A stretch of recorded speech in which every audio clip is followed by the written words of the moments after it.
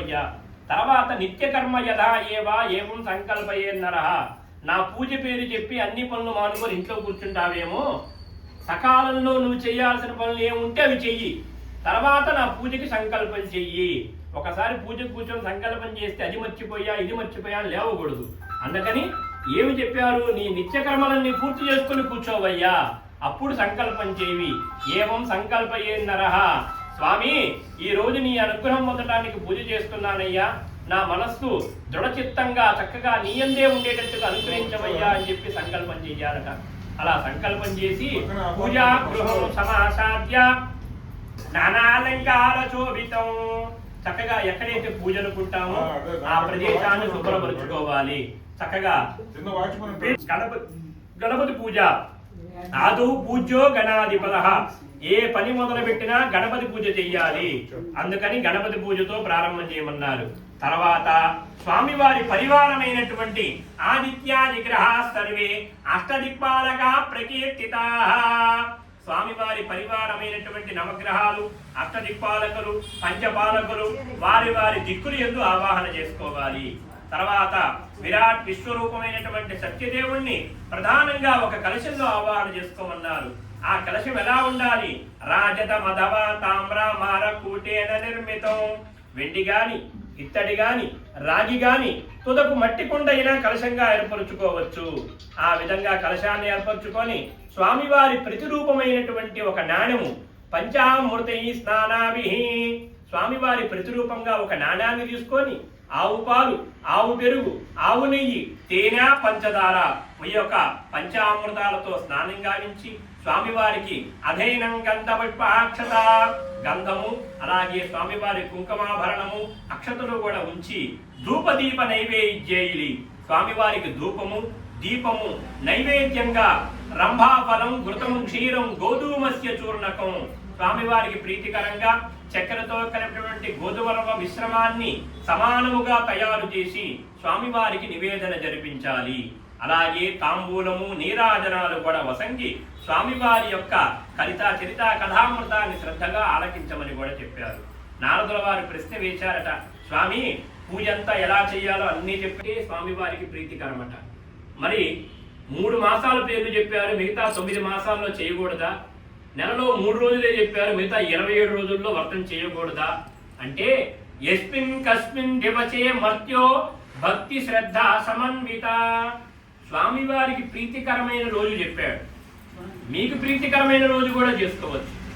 మన ఇంటికి 4 భోజనాలు పిలిస్తే వచ్చిన ప్రతి ఒక్కరిని నువ్వేం తింటావో చెప్పు, అదే వంట చేసి పెడతామని అడగట్లేదుగా. 2 రకాలు 3 రకాలు చేస్తున్నాం. వచ్చిన వాడు ఏది కావాలంటే తింటాడు. అంతేగాని వచ్చిన వాడికి అది ఇష్టం లేదట, మరి అది ఎట్లా అని ముందరికి మనం చెయ్యం. 10 మందిని పిలిస్తే 10 మందికి ఇష్టమైనే మన ఇంట్లో వండం. మనం ఏదో 4 రకాలు చేస్తే వచ్చిన వాళ్ళు తినేస్తారు. అట్లాగే భగవంతుడికి కూడా ఇష్టమైన రోజు చెప్పాడు. మనకిష్టం వచ్చిన రోజు కూడా చేయొచ్చు. యస్మిన్ కస్మిన్ దివసే, ఏ రోజైనా మర్త్యో భక్తి శ్రద్ధ సమన్విత, నీ భక్తి శ్రద్ధలతో ఎప్పుడైనా వ్రతం చేయవయ్యా. తుదకు ఏ రోజైనా ఓపిక ఉంటే ఉపవాసం ఆచరించి ప్రదోషం వేళ సాయంత్రం పూట కూడా చేయవచ్చు. అంటే ఉదయం నుంచి ఉపవాసము అంటే ఏమీ తినకుండా ఉండటం కాదు, స్వామివారి జపం చేస్తూ ఉండటం ఉపవాసము. మరి కొంచెం దగ్గరగా, ఎక్కడి దగ్గరగా? భగవంతుడికి దగ్గరగా.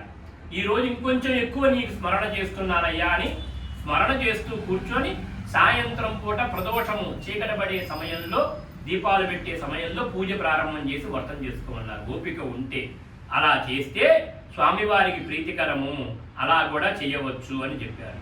కాబట్టి భక్తి శ్రద్ధలు ముఖ్యము.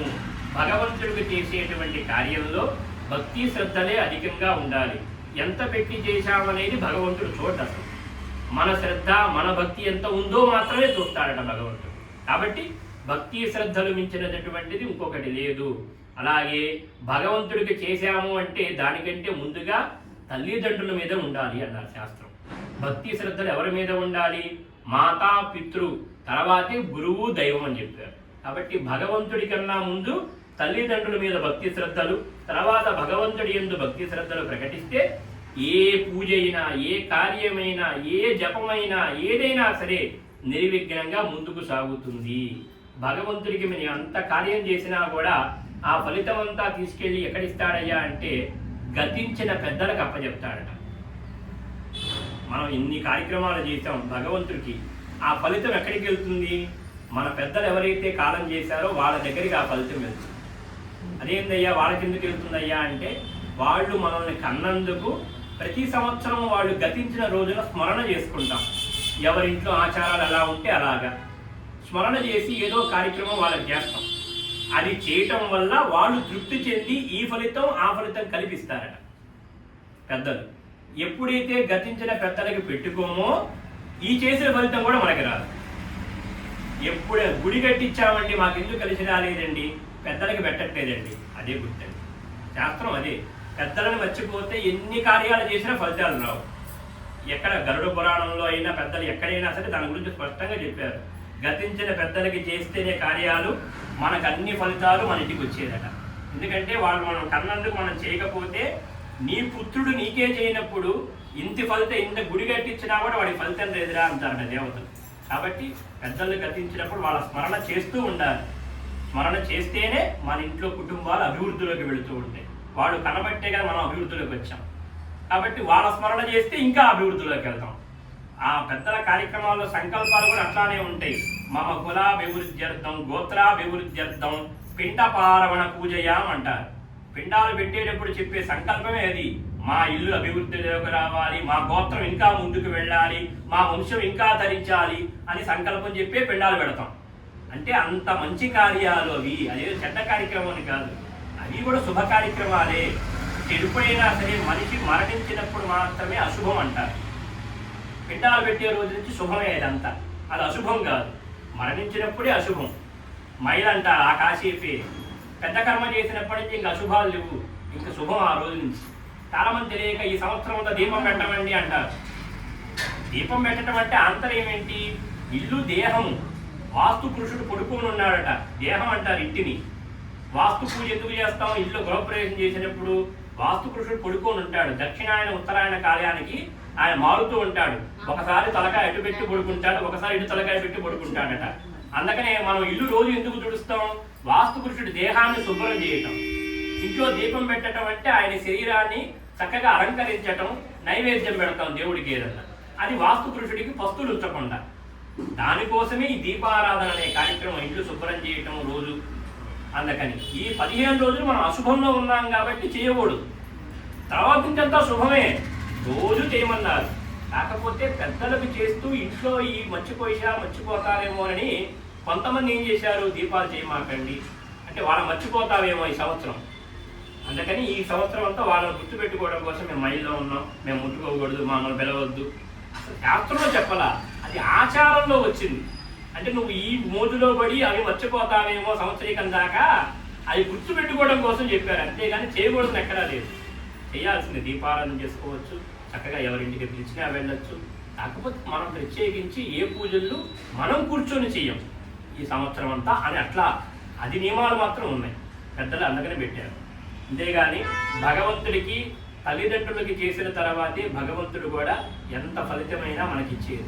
కాబట్టి ప్రథమోధ్యాయంలో సత్యనారాయణ స్వామి వ్రతాన్ని ఎలా చెయ్యాలో సవిపరంగా కూడా నారదుల వారికి ఉపదేశించారట. నారదుల వారు విని, స్వామి మానవులకు మీ యొక్క వ్రతాన్ని ఉపదేశించేసేటువంటి అదృష్ట భాగ్యం నాకు కలిగింది, నేను మానవులకు అందజేస్తానయ్యా అని చెప్పి స్వామివారి నామస్మరణ చేసుకుంటూ వైకుంఠాన్ని విడిచి భూలోకానికి బయలుదేరారు. ఇది ప్రథమోధ్యాయః. ఇది స్కాంధే దేవాకాండే रमा सत्यनारायण स्वामी व्रतकथायां प्रथमोऽध्यायः समाप्तः. श्रीमद्रमारमण गोविंद हरि. अक्षतों निमिषं పెట్టుకొని పళ్ళలో పెట్టుకొని అయ్యా కొబ్బరికాయ కొట్టండి.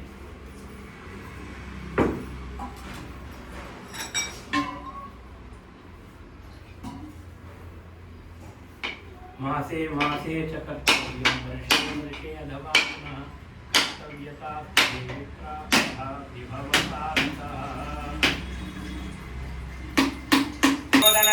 मंगलम पुंडरीकाक्ष मंगलम गरुडध्वज नीराजल निवासाय नित्याय परमात्मने सुभद्रा प्राणनादाय जगन्नाथाय मंगलम नीराञ्जनं दर्शयामि नीराजनानन्तरम् आचमनीयं नमस्यामि।